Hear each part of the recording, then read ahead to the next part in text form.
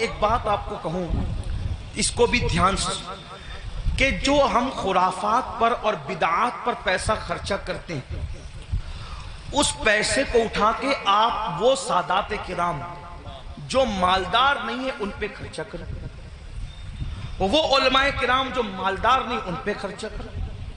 اس سے کیا ہوگا؟ خرافات اور بدعات کے بارے میں توجہ کرنا۔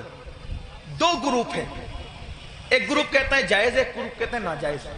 جو گروپ جائز کہتا ہے وہ بھی صرف جائز ہی کہتا ہے، نہ فرض کہتا ہے، نہ واجب کہتا ہے، نہ سنت کہتا ہے، نہیں کہتا نا۔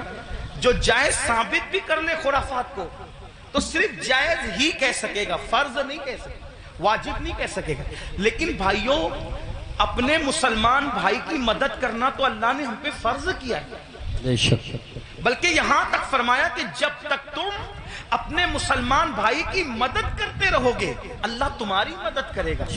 اور آپ کو بتاؤں، خاص طور پہ سادات کی خدمت، وہ جو مالدار نہیں ہیں، مستحق ہیں، یہ نہیں کہتا غریب ہیں، میرے اندر اتنی ہمت نہیں کہ میں کسی سید کو غریب کہوں، لیکن سادات جو مالدار نہیں ہیں، مالدار اگر آپ ان کی خدمت کریں تو ہوگا کیا؟ دو تین باتیں سن لے، بات ختم کرتے۔ حضرت سیدنا عبداللہ ابن مبارک رضی اللہ تعالی حج کو جا رہے تھے، حج کا ارادہ تھا، اور حج کے ارادے میں آپ نے یہ طے کیا کہ میں نے حج کو جانا ہے، پوری تیاری ہو گئی، ارادہ بن گیا حج کو جانا ہے۔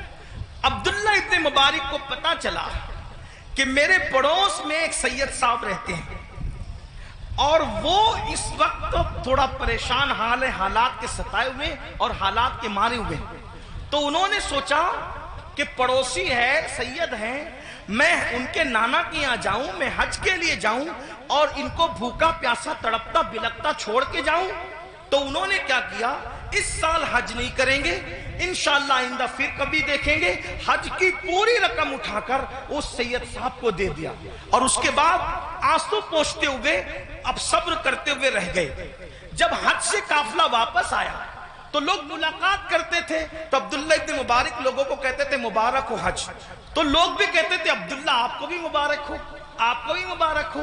حضرت عبداللہ ابن مبارک سوچتے یا اللہ میں گیا نہیں، لیکن جو آتا ہے مجھے حج کی مبارک بات دیتا ہے، اسی فکر میں تھے۔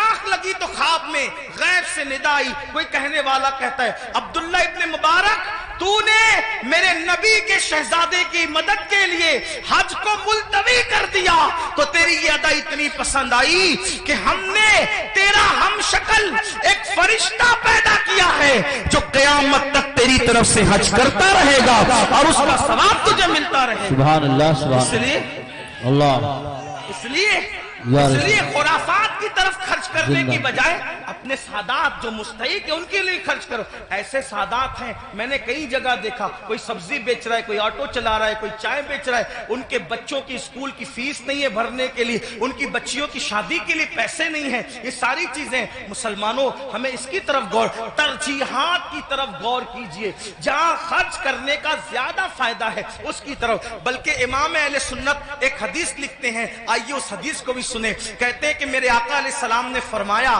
کہ جس نے بنو ہاشم پر احسان کیا، ان کی خدمت کی، ان کی مدد کی، آقا فرماتے ہیں مجھ پر واجب اور لازم ہے کہ جس نے بھی میری آل کی خدمت کی، مدد کی، نصرت کی، حمایت کی، محبت کی، آقا فرماتے ہیں مجھ پہ واجب ہے، لازم ہے کہ اس کا صلہ میں اس کو قیامت میں دوں گا جب وہ مجھ سے ملے گا۔ یہ حدیث لکھنے کے بعد میرے امام کہتے ہیں جس کا مفہوم یہ سنیوں دوڑو اور سادات کی خدمت کر لو، اس لیے کہ نبی کس کس کو ملیں گے کس کس کو نہ ملیں گے الگ عنوان ہے، لیکن جنہوں نے آل نبی کی خدمت کی ہوگی اس سے ملنے کا وعدہ مصطفیٰ جان رحمت فرما رہے ہیں۔ گویا کہ اور لوگ حضور کو ڈھونڈیں گے اور حضور اپنی آل کی خدمت کرنے والے کو صلہ عطا فرما رہے ہوں گے، لقاء کا شرف عطا فرما رہے ہوگے. اس لیے میری گزارش ہے, ہم نے اپنے پیسوں کو, روپیوں کو بہت ضائع کیا خرافات پر, بدعات پر. کیا خرافات ہے, کیا بدعات ہیں؟ اپنے علاقے کے مستند معتبر علماء اور مفتیان کرام کے پاس بیٹھو اور بیٹھ کر کے سیکھو کہ کن خرافات سے اور بدعات سے بچنا ہے اور کون سی چیزیں اہل سنت و جماعت سے ہے. جیسے کہ لوگ تو شربت پلانے کو بھی بدعت کہہ دیتے ہیں. آپ سے کہتا ہوں کہ بھئی شربت پلانا کون سی بدعت ہے؟